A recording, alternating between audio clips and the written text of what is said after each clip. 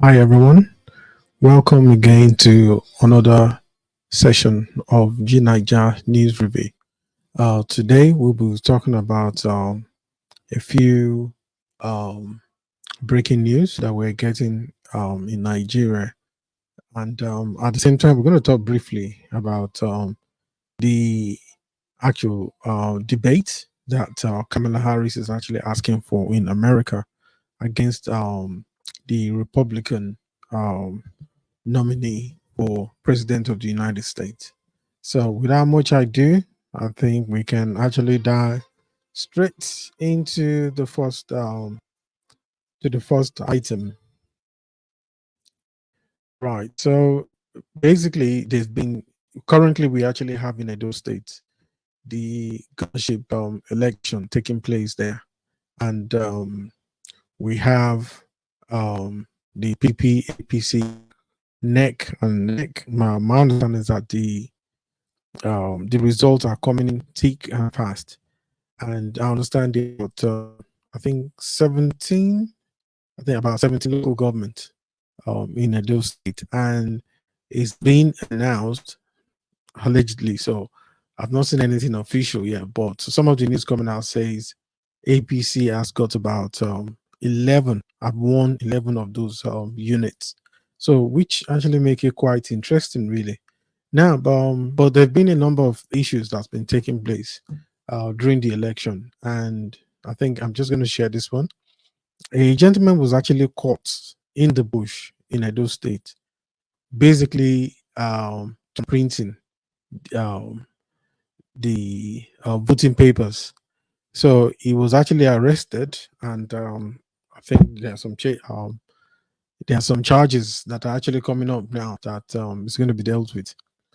Now, from what we can see here, he said man caught in a bush allegedly done printing for APC during, well, sorry, not in my bad. It's in Kwara State, not Edo State. So I think they have an election that's actually going on there. It says the man caught in a bush in Okeode share word torn printing for APC on ballot papers during local government election in Kwara State yesterday. So here we have the gentleman sitting in the bus. I think there's a short video clip. You know, these are the things that can destroy a nation. So let's watch this.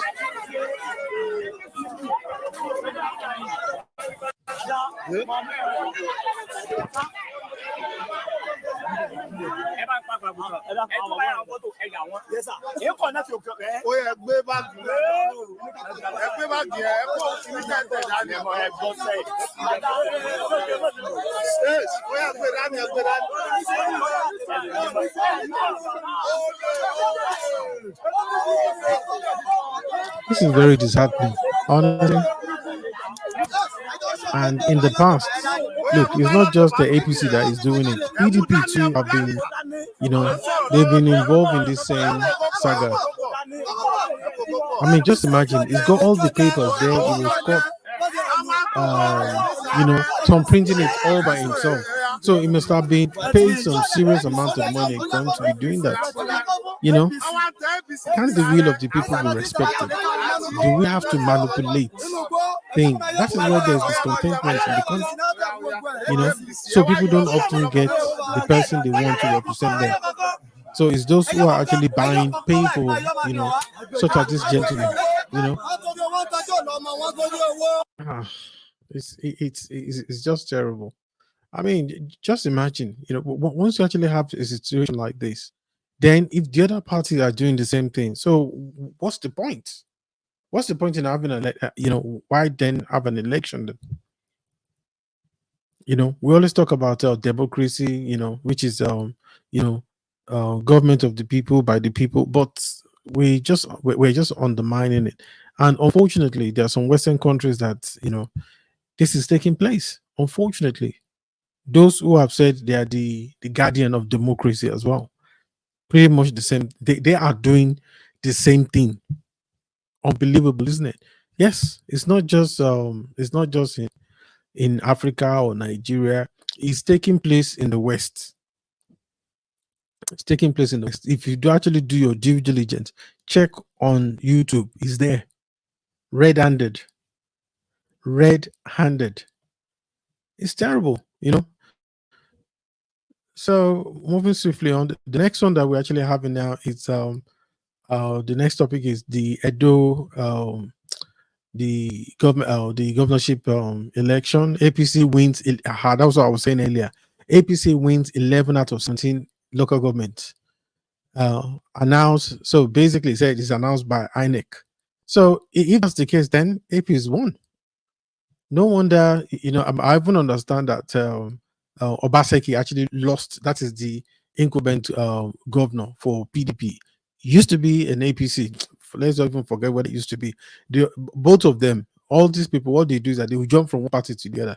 So his own local government, he has issue with Oshomole and all that. So they're having this issue, and right now, it's not just working. I mean, APC effectively have won. So maybe these guys will actually go to court because they're already shouting that it's been rigged. So okay, I think you guys can see this. So please don't forget, share and subscribe, please, and at the same time make comments. We appreciate that. It's a collation of result of Edo governorship election has resumed with all Progressive Congress APC candidates Monday. Okpabolo coasting to victory in Edo State governorship election as he has won 11 out of the 17. That's it. Local government area results announced so far by the Independent National Electoral Commission, the INEC, according to results from 17 out of 18 local government announced by the returning officer, Professor Farouk Adamukta, the Vice Chancellor of the Federal University of Technology, Mina, AP leading by 275,000 votes, while the PDP follows with 220,000. Wow. The Labour Party is third with 18,000 votes. However, an agent of PDP in Oredo local government contested the result, claiming that the results were third. This is as APC disagree with PDP members over claims that the results have been tampered with. On his part, Professor Kuta called for calm. The pending local government area is Ipoba Oka. So, I mean, we've got all these areas here. You can actually see them online. So, in a nutshell, I think this is definitely going to be contested. At some point, Davido was actually, calling out Edo people to make sure that that people should, protect their votes. I think he is more of a PDP. He's not an activist as such. Remember that his uncle is that I think younger brother is the governor in Osun State. So he's been calling out to say that people should protect their votes and all that so that it's not stolen. So as it is right now, I think there's going to be a lot of there's going to be a blast after all of this. I don't think PDP is going to accept this result. I mean, when you assess the actual result and the reactions from different parties, what is actually going on there. So people, you have it. As it is right now, that is what is going on. So the next story we've got as well, it's the story of soldiers who actually caught one of their colleagues. I mean, you see, the thing is right. People need to understand one thing. The army of any nation has to be seen to be very, very professional. And the reason I will say, shortly in this. Now, the story here says Nigerian soldiers disgrace colleague for state ammunition. And we've got some pictures here of of their colleague that they said they stole. So he said, he says some group have been captured on camera disgracing a colleague of theirs after he was accused of stealing munition with his fellows. Then we have some reactions here. Says Nigerians just lack professionalism. Walai. Since the day I saw a drunk Nigerian soldier in front of the defense headquarters in Abuja, I lost hope. I don't think so. I've met some Nigerian soldiers who are actually very, very professional. We have few, we have some bad eggs, I would say, but I don't think they are. They're in the majority. I mean, a lot of them are very, very professional. But like in all, security services, you always have some bad elements, unfortunately, and it is something that has to be dealt with. But let's go back to this. Let's watch this video and see what happens. Yeah, now after Parliament be this, so on 17 NA, he keep ammunition. Oh, but talk waiting still my ammunition. That one not one. It's still my SF clothes. That one not one. It's still my fragmental jacket. Muna see na 17 NA like this now. You say four magazine. This thing, Four magazine. From his own, when the thing about military mention is that once you are part of it, once you are actually part of the battalion, or when you are with your with other soldiers that you are actually within the same battalion. It's very disheartening that you have somebody from among there saying that the kind of job that they do is very sensitive. It's stealing from zone. And apparently, I think they said he even put some of his jacket. What's he planning on doing with those jackets?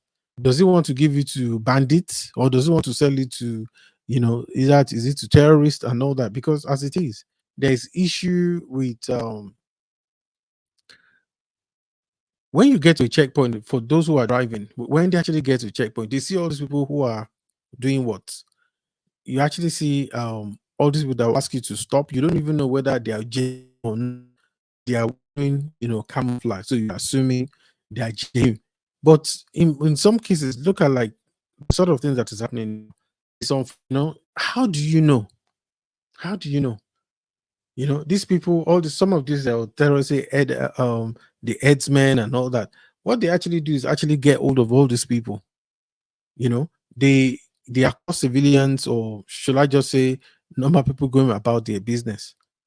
And then because you can't really tell, so you are kind of, really just caught between a hard place, and a rock. So how do we know?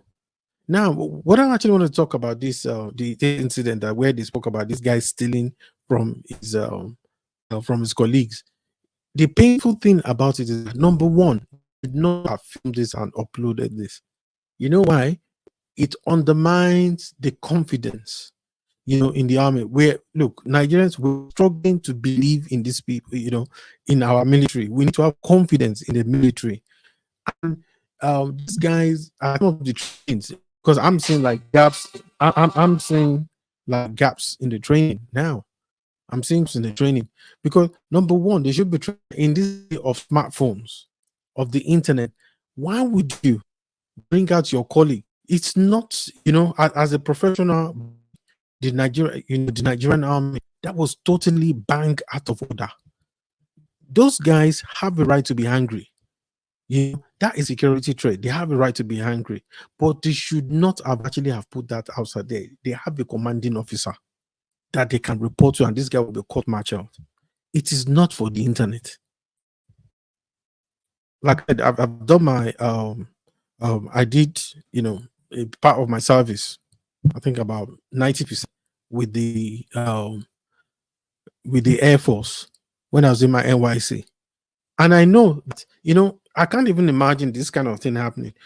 Not that it doesn't happen, it does happen, but they don't go around. Okay, then there was no internet, but there was even internet. I doubt they will go outside and go and post it. They've taken the law into their own hand. It doesn't work like that. When they have reported the guy, then they will have called the military police to come and arrest the guy. Then the guy will have had to defend himself. By day, being aggrieved and angry and all that, they are displaying a level of unprofessionalism. These guys, I don't say them as bad people or anything, but I just think that they've reacted quite wrongly. Even if you are not a member of the Nigerian military, you will know. Why would you carry your colleague and put them on the internet? I believe that those guys themselves will get in trouble for actually taking the step they've taken. Because the way, you must understand that the way we are viewed I don't think seeing anything about, say, I'm sure they have their own issue, say whether it's in the Western world, whether it's Canada, US, UK, and all that, where something goes wrong, then they will they will take the matter and go straight onto YouTube and start putting it there to say that, oh, our colleague did this. No, they've got chain of command. There are steps that has to be taken. There are things that they have to do, and they will deal with that. But we think that now that is even embarrassing the country. It's telling the enemies of Nigeria that those guys, they are scattered. That's all he's doing. I'm sure that they will actually deal with this, But as for that guy that actually what he did, that guy, I'm sure he will be killed, because that you can't have that kind of person. But then, who knows? We've had so-called bandits, or should I say terrorists, who have said, "Oh, we don't want to commit anything anymore." We have had a change of heart. They said them through some training. Then they said, "Oh, they are no longer terrorists." The government gives them money. Guess what? Majority of them, allegedly, majority of them go back again to go and commit the same offense. It's like a get out of jail free card. So I think things need to be dealt with. So I think the other one I've got is about I think this one is somewhere I think it's in America actually. It's about a guy, a moment the guy was preaching, and so a lady came up to him, the street preacher, and he recorded this. So, honestly, when people say that they are Christian, you must understand that all kind of demonic forces will come and they will come and test you. Like in this case here, this guy was preaching, and this lady, look, the sort of people we've got in America and some countries, in the Western part of the world, I'm telling you that those demons are becoming more embodied. Seriously. So watch this. A man was preaching on the street when a lady began asking him questions, to which the preacher promptly responded. However, as soon as he started quoting scriptures, the lady quickly moved towards him and attempted to grab the microphone. Watch the video and share your thoughts in the comments. Don't forget to like and share. Did talk about homosexuality. What's up? Ever heard of pedantry? No. Are you familiar with what the Apostle Paul had to say about homosexuality? Yes, I'm very familiar. Do you speak Hebrew? I know a little bit of Hebrew. Yeah. Do you speak Greek? I know a little bit of Greek. I don't speak the full language though. Okay. Have you read the Septuagint? Yes, I read the Septuagint. Okay. You're familiar with the words used to refer to man and the words used to refer to boy? Absolutely. As a matter of fact, we can go to those scriptures right now if you have your phone and pull them up. No way in hell. So you're not going to pull them up. So you're going to go on and talk to me about scriptures. You're not going to pull up the scriptures so I can show you the truth. You're not open. You're just coming to say something. I can quote you scriptures off the top of my head. 1 Corinthians chapter 6, verse 9. Homosexuals will not inherit the kingdom. Romans chapter 1, verse 18. It says that man exchanged the natural use of the man. Woman exchanged the natural use of woman. They are given over to the lust. Whoa. That demon manifested, didn't it? That's the truth of this community. I was just harassed. The guy is really angry. I was just harassed. Church, you have to leave. I bind that demon in the name of Jesus Christ. You have no power over me. Did you see that? He said, I bind that demon. Honestly, this is something that increasingly, honestly, people are going to be getting challenged. You don't even need to be, for those being around, the moment you become a target, the moment you say, you are a Christian, you don't need to say what kind of Christian you are. Once the day you stay outside that you are a Christian, be ready to get to the target. All these spirits, all these demon-filled people, they are walking around, and anybody, they will challenge them. Trust me, they will challenge them. Christians that don't have any power, better be careful. Because I remember I saw a story. Okay, this one is in Europe. This one is in Niger. I think it was last year. I'm not sure whether it was in Ogun State, but obviously it was one of the southwestern states. And I think he went to like the town center. He went, I'm just trying to remember where it is. I'm not sure whether it was Lagos, but probably is somewhere like Akute or something like that. they have all the, some of these areas, they have these places where they have, like idols, where Ogun worshippers or all these idol worshippers, they put their stuff. So the guy went there, they said they carried his Bible and said, I will destroy them, I will show them that the power of Jesus. Yes, the power of Jesus is there, but you must know your level. All these spirits, they know some people. It's like some of the story that you have in the Bible, the 7 sons of Sceva that don't believe in Jesus, and they went to, I think that they went this demon possessed person and said, in the name of the one that Paul preached. They went to go and look for fight. He said the demon looked at them and said, okay, so Paul we know, Jesus we know, but who are the bloody, who are you? And apparently that demon came on them, dealt with them, and in fact almost destroyed them. Like, seriously, the demon actually came on them and just attacked them straight away. And in fact, I think what the Bible talks about was that they were stripped naked. So this guy I'm talking about, the one that took place in Nigeria, went down to where they have like their shrine, and he started kicking it, destroying the thing and all that. All of a sudden, he was overpowered by some. I'm saying this thing not that because I'm glorifying pagans, and all that stuff. I'm not. But what I'm saying is that, yes, you must accept the fact that when you want to go and fight with an enemy, the Bible says it. It said you must go and look at the people you want to fight with. You see, those other people, when a nation wants to go to war, in those days, the king will find out, look, me, I have 300,000. Those other people, they have 1.5 million soldiers. It's no brainer. What do? You understand? Immediately, even the Bible advice, it said go find out the terms of peace so that they won't, give some BS stuff, give you some serious BS. So if you don't want your behind to be kicked, saying it nicely, you are better go and say ask for terms of peace, which is what I feel that Ukraine should be asking. Russia, but they are listening to America. Okay, anyway, well, we'll see how it turns out. So that was what happened to that guy. So he went there spiritually. Is it that the guy didn't believe it? He believed in Christ, but his level was not. He shouldn't have gone. He shouldn't have actually have gone to where he was, because his spiritual strength did not. Those spirits he was dealing with there.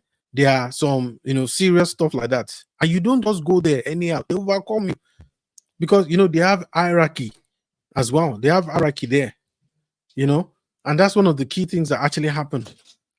So unfortunately, that was what really took place anyway.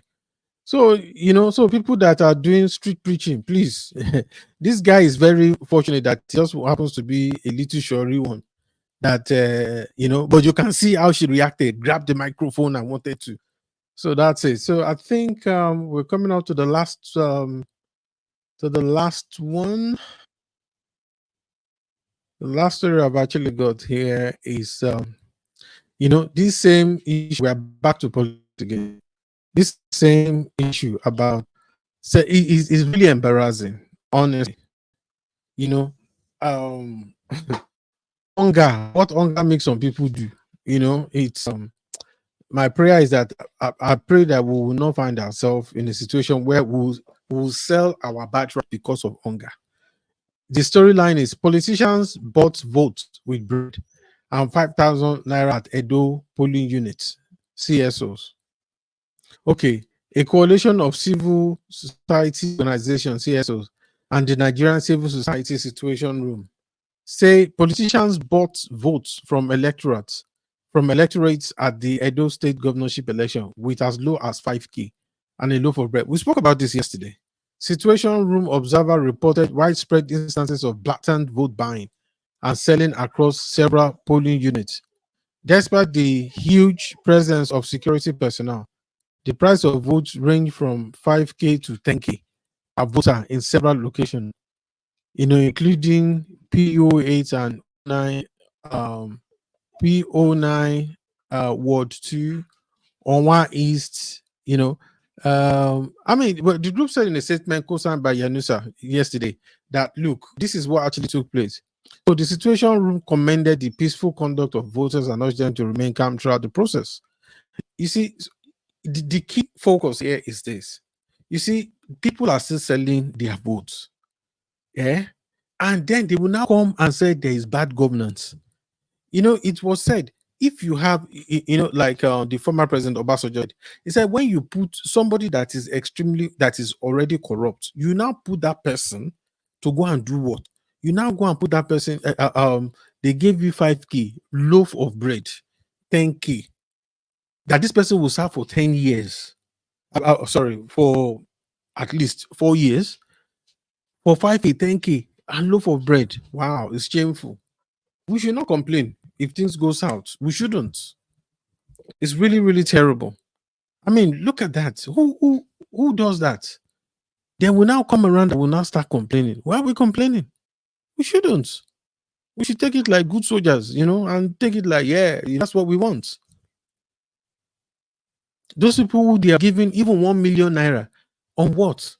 How long will it take for you to do that? In good conscience, which mouth would they have to talk? The decision they are taking will resonate with their other generations that are coming. They think it's just with them, just this generation. No, there will be a negative impact, because those people that you have allowed to corrupt you, for you to have taken their money to sell your votes, will take decisions that will have negative impact on the next coming generation. And it is their own, honestly, it is their own children that will eat out of it most. Those who are there, who are actually doing it, those who are buying those votes, they don't care whether their generation coming or their great-grandchildren die of any other thing. They're only thinking of themselves. It happened. It's not new. From ancient times, this kind of things happen. There are times when you have to take some hard decisions. It's like every decision you take in life. The moment, you have people who cannot stand straight, they fall in or they fall out, you move on. It doesn't matter. You can start again. At least you can start again. If they say that they won't give you that, if they don't have any real thing to do for you, leave them. Let them go. Let them go, and they want to look for some other suckers who will take their money. Let them go. There is no point in us complaining and think. It's decisions like this. The power of one, we said yesterday, the power of one. Anyway, folks, just want to say thank you very much. Back tomorrow, and we're definitely looking to make sure that bring some other juicy breakfast for you tomorrow. So I just want to say that thank you very much, and see you tomorrow. I remain Olatunde. See you tomorrow, and God bless. Thank you.